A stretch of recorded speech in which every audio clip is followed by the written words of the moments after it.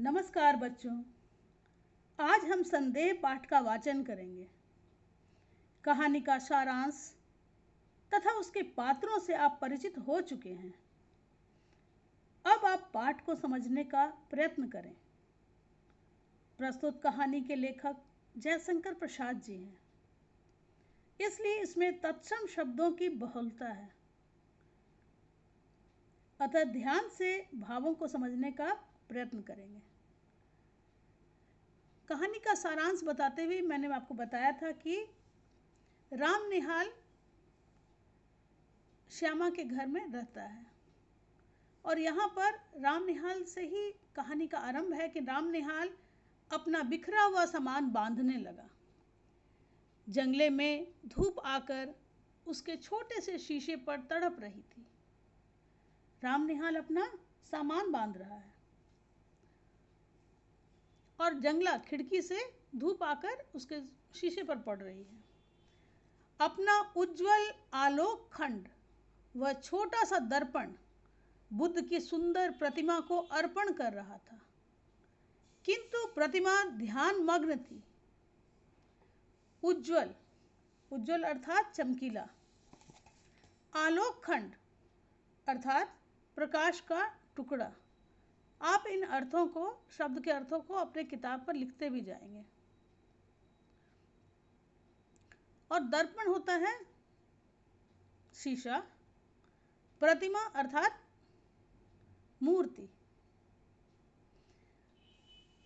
तो जो खिड़की से जो धूप आ रही है उसका चमकीला टुकड़ा जो है, प्रकाश का जो एक टुकड़ा है, वह भगवान बुद्ध की प्रतिमा को अर्पण कर रहा है,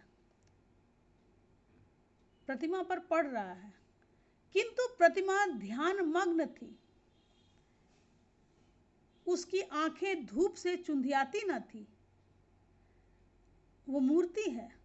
आमतौर पर जब धूप पड़ती है तो हमारी आंखें चौंधिया जाती हैं, लेकिन भगवान बुद्ध की मूर्ति पर इसका कोई प्रभाव नहीं है। बुद्ध प्रतिमा का शांत गंभीर मुख और भी प्रसन्न हो रहा था, किंतु राम निहाल उधर देखता भी ना था। अब यहाँ पर भगवान बुद्ध की चर्चा है। भगवान बुद्ध को आप देखेंगे हमेशा ध्यान मग्न, ध्यान मुद्रा में उनकी मूर्ति रहती है। जहाँ भी आप देखेंगे या लेटे हुए हैं या बैठे हुए हैं तो वो ध्यान मग्न है। तो इसलिए यहाँ भी कह रहा है किंतु प्रतिमा ध्यान मग्न थी, उसकी आंखें धूप से चुंधियाती न थी।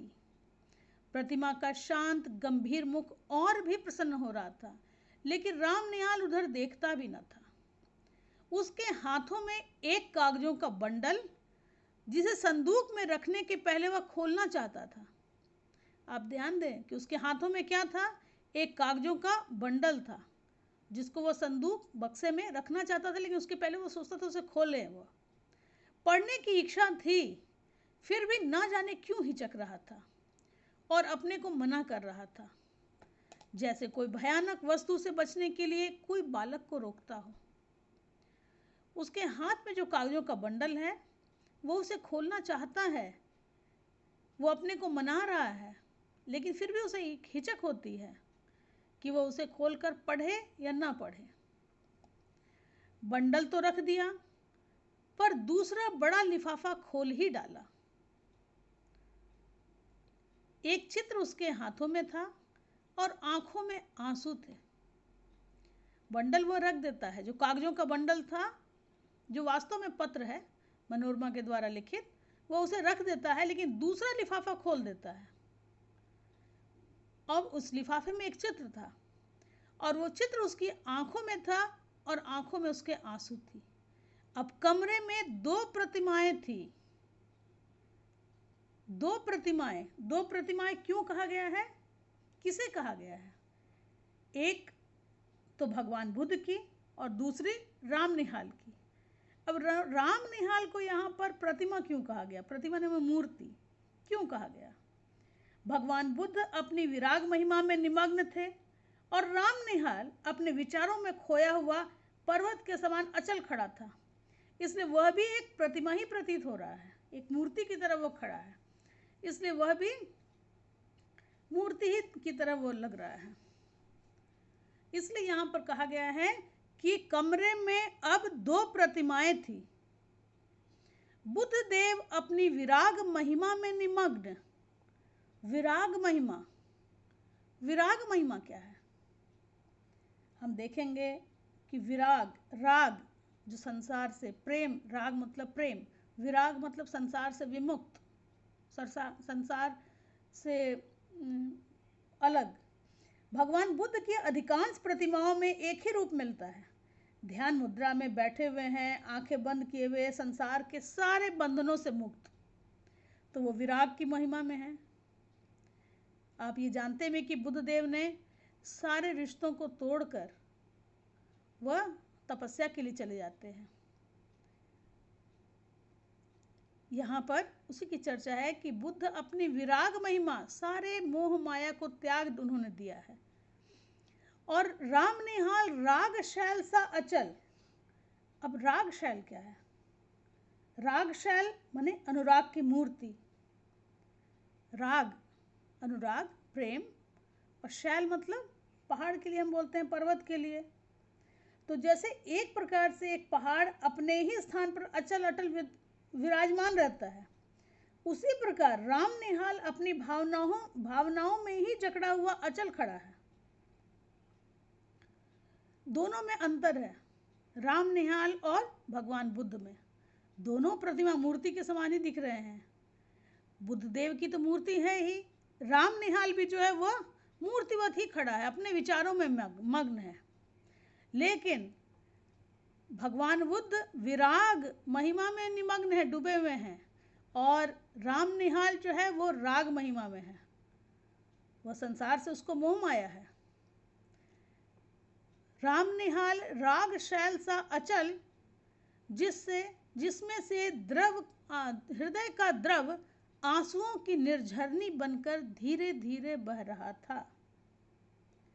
हृदय का द्रव अर्थात हृदय के भाव, मन में होने वाला जो दुख होता है वो किसके माध्यम से, हृदय के भाव जो है वो किस माध्यम से निकलते हैं? आंसुओं के माध्यम से।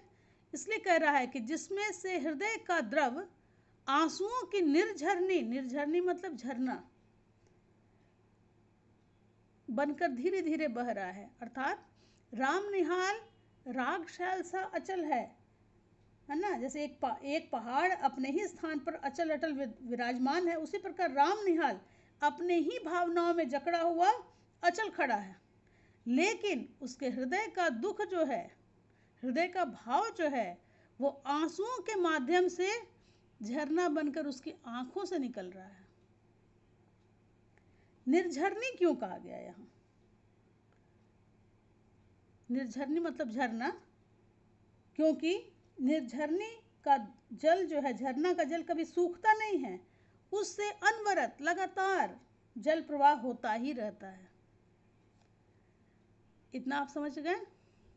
इसमें मुख्य क्या है कि कैसे 2 प्रतिमाएं हैं, विराग महिमा का क्या अर्थ है, राग शैल क्या है, हृदय का द्रव क्या है, इत्यादि। वहाँ तब तक वो राम निहाल जो है अपने कमरे में इस प्रकार रो रहा है, तब तक किशोरी आकर हल्ला मचा देती है। अब पाठ में देखिएगा कि उस घर, किशोरी जो है वो एक बालिका है, वो वहाँ रहती है, और वो बोलती है, भाभी, अरे भाभी, देखा नहीं तूने ना, निहाल बाबू रो रहे हैं, अरे तू चल भी। वो आकर श्यामा को बोलती है कि श्यामा, भाभी कहती है वो, कि आपने देखा नहीं राम निहाल बाबू रो रहे हैं। श्यामा वहाँ आकर खड़ी हो गई। उसके आने पर भी राम निहाल उसी भाव से विस्मृत सा अपनी करुणा धारा बहा रहा था, अर्थात रो रहा था। वो आ जाती है, लेकिन राम निहाल उस भाव में विस्मृत है, खोया हुआ है, वो अपने ही में भूला हुआ है, और वह रो रहा है। श्यामा बोलती है, निहाल बाबू। निहाल ने आंखें खोलकर कहा, क्या है? अरे मुझे क्षमा कीजिए। फिर आंसू पोंछने लगा। राम निहाल जब देखता है कि श्यामा जब उसे बुलाती है, तो वो आंख खोलकर देखता है और बोलता क्या है और माफ़ कीजिए, और अपने आंसू को पोंछने लगता है। वो आंसू अपने दुख को छुपाता है।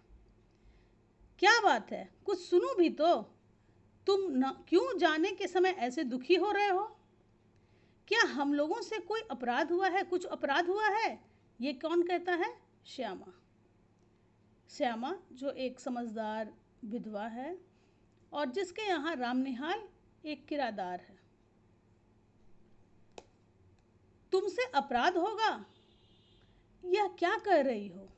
मैं रोता हूँ, इसमें मेरी भी भूल है। प्रायश्चित करने का यह ढंग ठीक नहीं। यह मैं धीरे धीरे समझ रहा हूँ, किंतु क्या करूँ, मन नहीं मानता। वो बोलता है रामनिहाल कि तुमसे अपराध होगा, क्योंकि वो श्यामा की बहुत इज्जत करता है। वो बोलता है, श्यामा के व्यक्तित्व से वो प्रभावित है। वह कहता है कि यह क्या कर रही हो, तुमसे अपराध होगा। वो ये भी स्पष्ट करता है कि वो अपनी गलती के लिए रो रहा है। वो अगर वो रो रहा है तो इसमें भी उसकी भूल है, और लेकिन वह मजबूर है कि वह रो रहा है। आज हम इस पाठ को यहीं तक देखते हैं। इसे आप बार बार ध्यान से पढ़ लीजिए। फिर हम अगली कक्षा में दूसरे पाठ के दूसरे पेज को हम पढ़ाएंगे।